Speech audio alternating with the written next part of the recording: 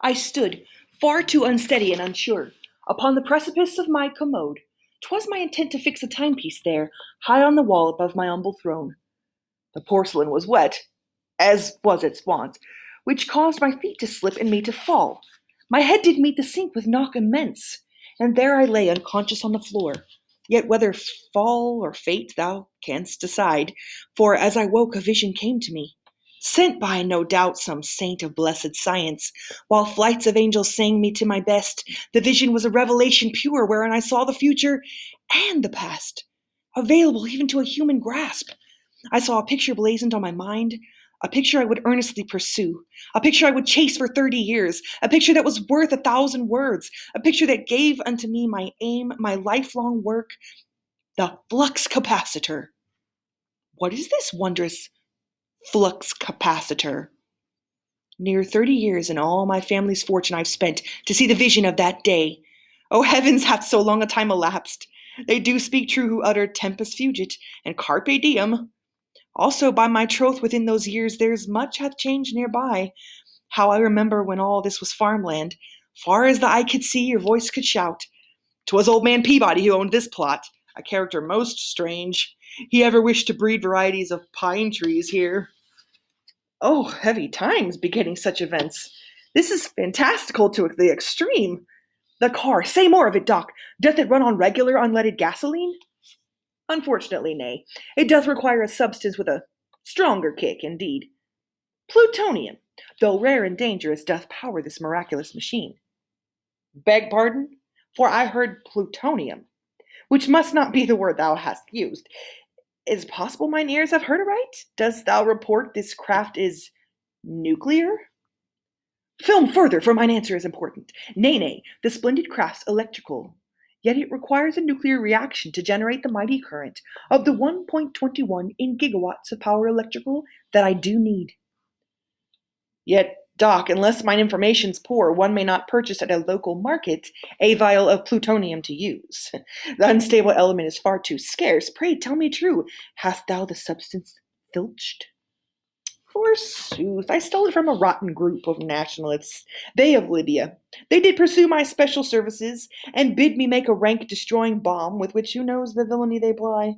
I took their treasure, their plutonium, and did present them with a bomb most false. Mere casing with the pinball's parts and sides. Was that not clever? Quickly find a suit that shall protect thee from the radiation, the car we shall reload and travel more. Doc stole plutonium? All is not well. I doubt some foul play. Would the night were over. Then, till then, sit still, my soul.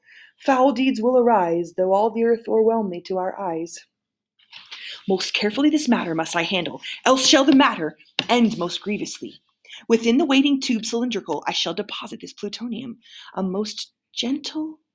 twist most gentle, and at once it flies. With hearty appetite the car hath taken it. Now all is safe, the chamber is lined with lead. The tapes thou hast recorded on this night, I bid thee guard them carefully, my friend. We shall need record of this fateful night. I'm prepared to travel once again, to venture across the passageways of time.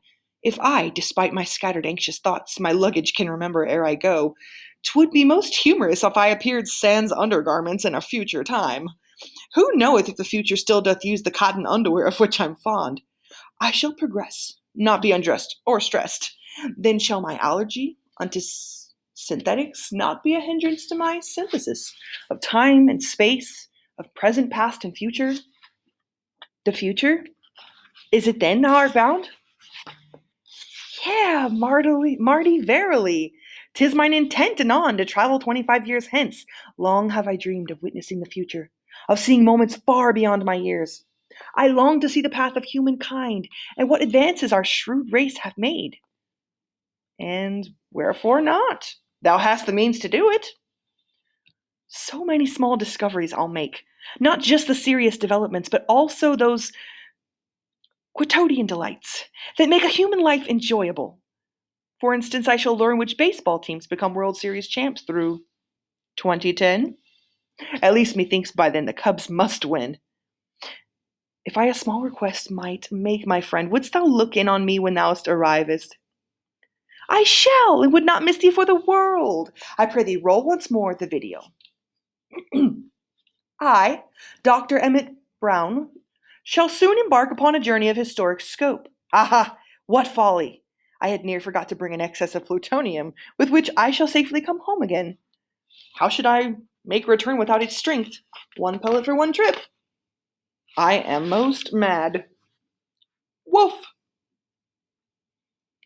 Behold, my master, someone doth approach. Wherefore art thou barking, Einie? Woof! Look there, toward the entrance of the lot.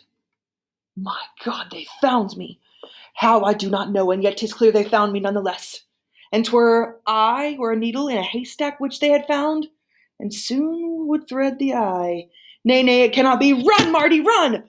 Who is it who hath found thee? Tell me, Doc. Whom dost thou think? The frightful Libyans! When ye behold me, see no enemy, and neither let thy bias typecast me and call me a monster, villainous and crude.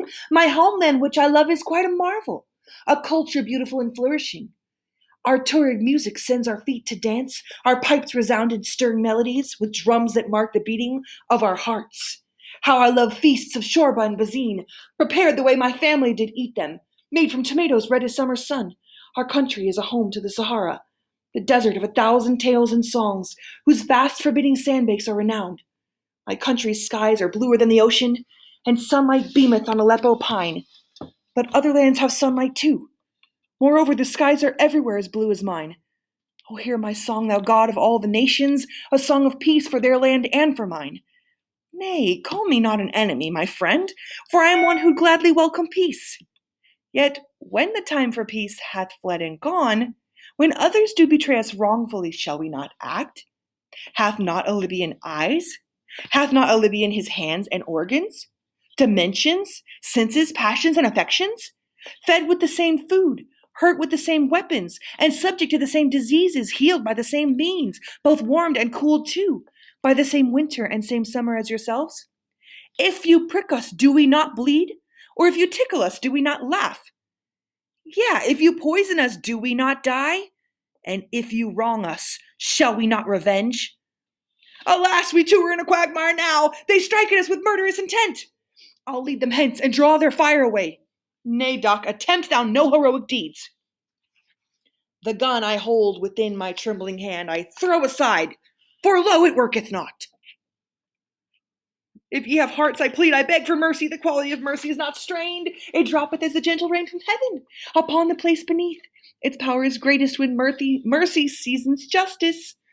Justice 'tis. Nay, bastard, base! Why bastard? Why for base? Although my works bespeak my bravery, I must turn tail and flee, or end like Doc. Mine end is near. Farewell, cruel life, and short! Oh, spared for another moment yet to live, unto the car I'll fly, which shall convey me faster than my feet could ever flee. This Russian gun, fire! Oh, this German van! Get hence, that we may kill the young one too. Shut thou the door, and swiftly, Marty, too, or else these moments few may be thy last. My friend, my Doc, is murdered for mine eyes, and I shall join him if I do not flee. He was a kind man, generous of heart, who had a mind inventive and astute, a bit outrageous, yeah, but such are they who would create a future none can see. Not since the war wherein brave Hector fell, pursued by harsh Achilles to the death, did such a foe chase down a hero good. I shall not let them beat me too herein, that they may desecrate my body as the mean Achilles did to Hector's corpse. Drive now, DeLorean, and keep me safe. Bear me away from these bleak men apace. They shoot at me, yet happily miss the mark. These gears of this machine I quickly shift, and as I do, the screens and instruments light up, though I've no time to read their meaning. Still, in the rearview mirror, I can see them fiddling with their guns to end my life. I parry, dodge, and drive even faster yet to keep their bullets from their target. Me! Yet faster, car, drive on, be fleet of wheel, like chariots of fire, leave all behind, and in a blaze of glory help me escape. This speed ascendeth, 60, 70, ne'er have I on our highways driven thus. In tales of daring do and pure adventure, a thrilling chase is oft the centerpiece. As I've watched these stories, they excite, yet in the living it is far more frightening to be the hunted in a scene of fear. Now looking back once more, I do espy a mighty cannon, which they've prepared to work me woe, destroy me utterly. I name it simply, horrifying, death. The Reaper hath come for young McFly. By all that's holy, I am sore afeard. Yet courage does not mean one's not afraid, but standeth strong against the fear, forsooth. Even thus I stand and ready for this fight. Control shall shift, and I shall here prevail. I challenge thee, wretched, filthy foes, unto a race. The wager, mine own life. Not since the tortoise and the wayward hare will such a race earn such a lasting fame. Let's see if your weak van may yet attain the lightning speed of 90 miles per hour. Pray hear the motto of mine ancestors, Noliti te bastardes carbon rom. Yet even as I do accelerate these words of Doc, most clearly I recall. At 88 in miles per hour measured, a wondrous thing shall happen, shall it not? The thought doth come but hazily to mind, for thoughts of mere survival fill my head. Yet what is this? A sudden flash? A light? And 'twere a million stars did shine at once, and I were in the centre of their pole. 'Tis time! The time hath come, the time hath gone! Surrender, Marty, to this blazing light, that thou mayest live again another night.